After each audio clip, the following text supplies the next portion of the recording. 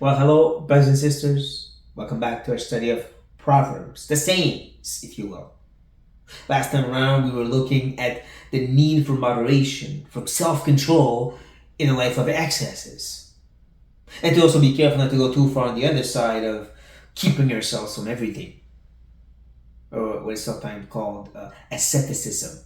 Don't touch, don't taste. Now, there's always a call for moderation. But consider this call for self control.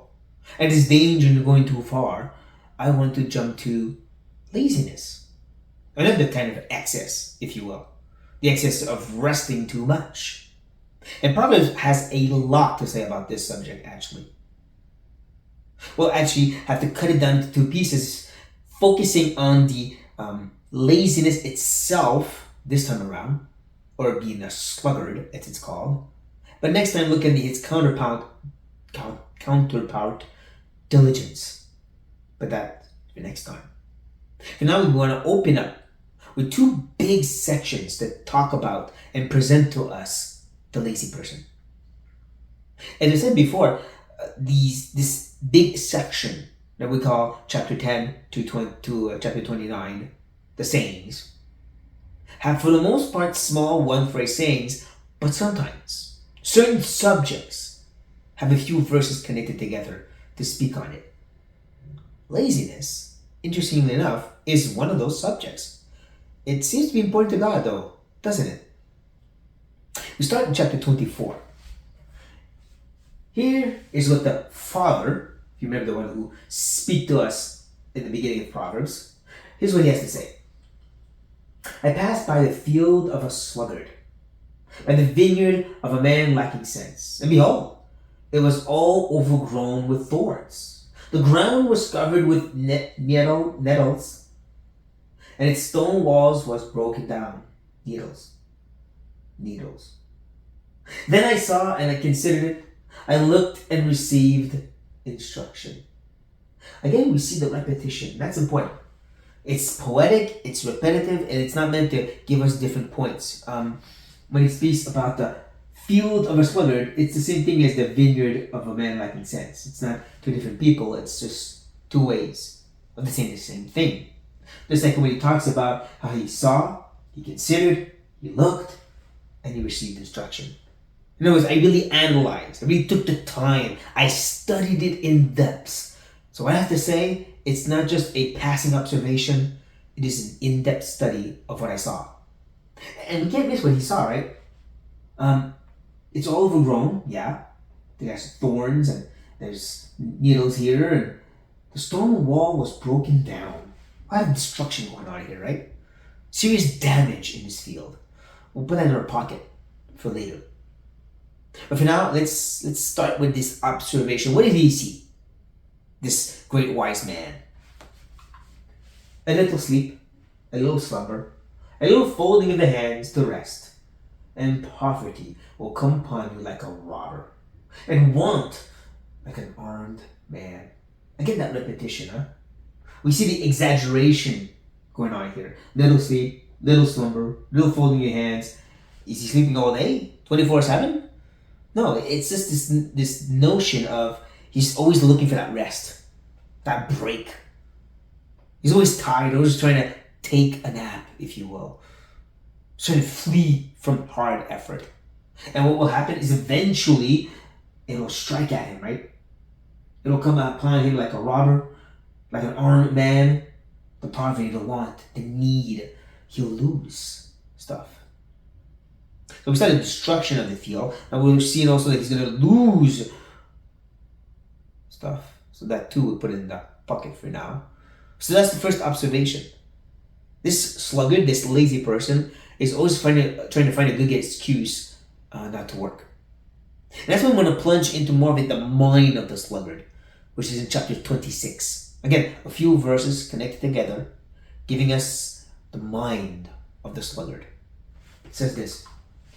The sluggard says there's a lion in the road. There's a lion in the street. And the point is, there's a danger there. Maybe, maybe not. So I'm going to stay inside. In other words, finding excuse not to go out and work. Not to go out and live. Every excuse is good to fold the arms again and get back to sleep. That's the lazy person. There's always an excuse not to put in effort. We continue. As a door turns on its hinges, so does a sluggard on his bed. Now this is silly imagery, and there'll be a lot of it for the lazy person. It's exaggerated the way he's presented.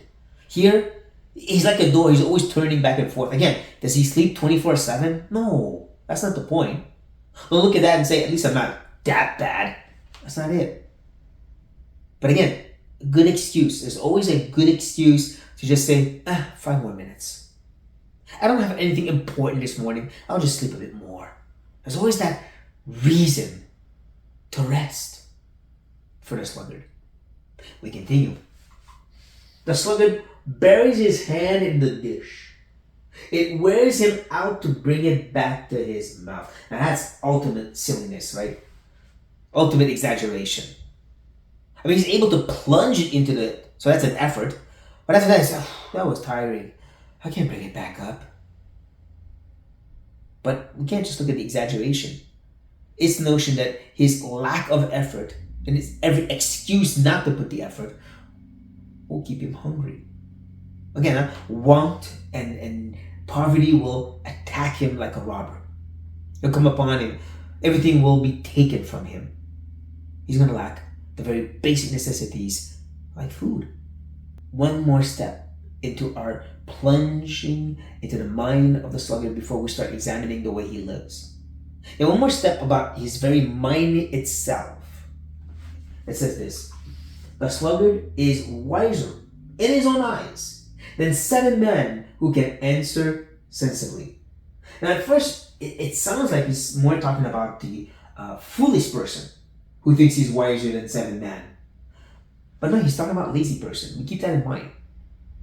A lazy person is the kind of person who doesn't even want to test his wisdom against other people. I don't want to talk about what I think or believe on certain subjects, certain doctrines, because I know I'm right. I don't need to put it up and test it against somebody maybe just as smart or smarter than me. I know that I'm better than them. I know I figured it out. I know my doctrine is good. I don't need to put in an effort to test it. That's what I see by this little expression here. The sluggard is one who, like I said, looks for every excuse not to put in effort, every excuse to get back to rest, and every excuse not to debate or discuss. I don't want to be challenged on my way of thinking. That's the sluggard. He's really lazy, right? We come back now to this idea of exaggerated sleep and also the hunger that comes with it. Another proverb says this: slothfulness casts into a deep sleep, and an idle person will suffer hunger. Now, we've already seen this in the next part, right? The second section here. We've already seen this notion that the sluggard finds every excuse not to put in an effort, and so he won't eat. His fuel can't have stuff. He can't bring his hand back. He just will not eat. But this first part too, we kind of see it, right? He goes into a deep sleep. Of course, he's always folding his hands, finding reasons to rest. So of course, he's always resting too much. Now, what's interesting to think about is this notion of deep sleep. We see that the Lord does that to people. He puts Adam, Abraham, and others into a deep sleep. Think also of Saul. When David is being chased by him, he puts him in a deep sleep so David can walk around his camp. So there's the sense where this is from God, maybe a judgment from God. Almost like he's saying, you want to find every excuse to rest? Well, I'll just keep you in your bed then. But even if you don't go that far, there's still a sense of, because he's seeking for every opportunity to be lazy, he's going to find more and more of it and become lazier and lazier, which is what the Bible says. More you give yourself over to the flesh, and more will take over in your life. But like we've said, he just won't put in any effort. And that's where we go next. The sluggard does not plow in the autumn. He will seek at harvest and have nothing. A lot going on here. First, I would note that actually the word here should be winter, not autumn. It's more like November and December, which is, in Israel, a time to prepare the ground.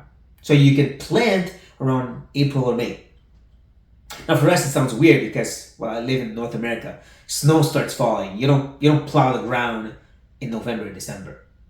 But over there it doesn't get that cold. It still gets cold though and wet during that season. So it's not as fun to plow the ground during that season.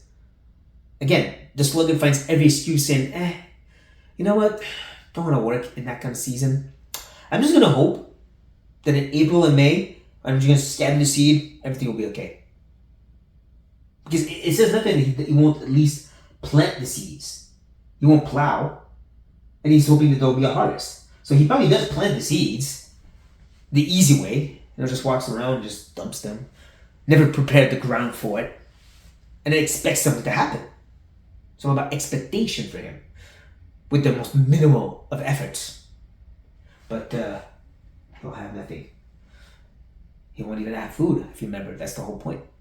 And like we're saying, it's all about this hope, this desire that the little bit he does will be enough. Here's what Proverbs says. The desire of the sluggard kills him, for his hand refuses to labor. Yeah, it's all about desire for him. I hope that by doing as less as possible, not doing anything challenging, and getting as much as possible, it'll still work out for me. A bit like us as Christians, right? I won't really read my Bible every day, or read a lot of it. I won't pray on a regular basis like a good hour or more a day. I'll just try to popcorn some prayer here and there, and maybe read a verse when I have time here and there, and I'll go to church. I won't really serve in the church, and I hope by that I'll have a great relationship with the Lord. Yeah, no. See, it's not about how much effort you do, or how many chapters you read, but there's still a sense of more you invest in the things of the Lord, and more you'll get. But if you're too lazy, if you just keep having desires that you'll be super spiritual without the efforts, once again, as we saw, you'll get nothing because your hands refuse to labor. We start applying this now to our own spiritual lives, to our own realities as well. I would say the same thing for relationships, couples, or families. You don't invest the necessary efforts to build that relationship with your wife. Talking together, going out and sharing and praying together, or investing in your kids, opening the word with them every day, praying with them. Don't expect for them to be walking with the Lord later. You do no efforts. There needs to be efforts. See, that's the point. The sluggard tries to find every way out. Every way to be lazy as possible. Every excuse not to put in the effort. We're not supposed to be like that. And as we said, as we've been seeing, you'll end up losing, actually, by not putting the right effort. See, this is where I go back in my pocket. Go back to that field that was pretty much destroyed and point to this. Whoever is slack in his work is a brother to him who destroys. The slackness, it's not the same word, but it's the same idea, right? Of being a sluggard, of being lazy, and not putting on the effort, finding every excuse not to.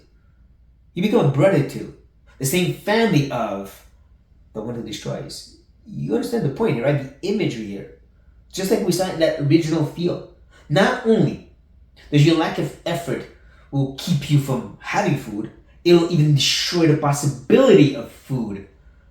When the walls are broken down and there's needles everywhere, your field will never have food, even if you throw all the seeds you want. Well, same thing for your spiritual life or your day-to-day life. Not only your lack of efforts will keep you from having the spiritual nourishment you need, but it will also start destroying it. What are you doing with your free time? What are you doing with your thoughts and your heart during that time? Entertaining yourself? Plunging into the things of this world instead because it's easier? You're going to end up destroying yourself. So not only are you keeping yourself from spiritual hunger, spiritual food, but you're also destroying your mind and heart so you can be fed properly. So that's the answer to that. What do we do It's very simple. In all toil, there is profit. But mere talk tends only to poverty. It's like we've seen over and over again, right? This notion of being hungry, your fuel being destroyed, being the brother of destruction. Simple talk, simple desires, simple, it'd be good if, will give you nothing. It's all about the effort. Because in all toil, every effort, small or big, there'll be profit in that. There'll be success in that. Every time you pick up the word to read it, you're doing good to your soul. Every time you're putting a bit of time, of effort, saying, okay, I'm gonna pray. I'm gonna take that time now, and tomorrow I'm gonna do it again tomorrow. Every little effort will bring forth profit. It's so simple with the Lord, right? So gracious and amazingly giving is our God. A little effort, much success. But it takes that effort. See, that's the thing. When we realize the mentality of the lazy person is to find every reason not to, and every reason to instead stay in the rest mode because I'm so tired. It is one who always desires and wants and never does anything to change it. Well, that's when you know that I need to put in those efforts, that toil. Because even a little bit will come with much. I hope this is speaking to you, brothers and sisters. On this note, be blessed.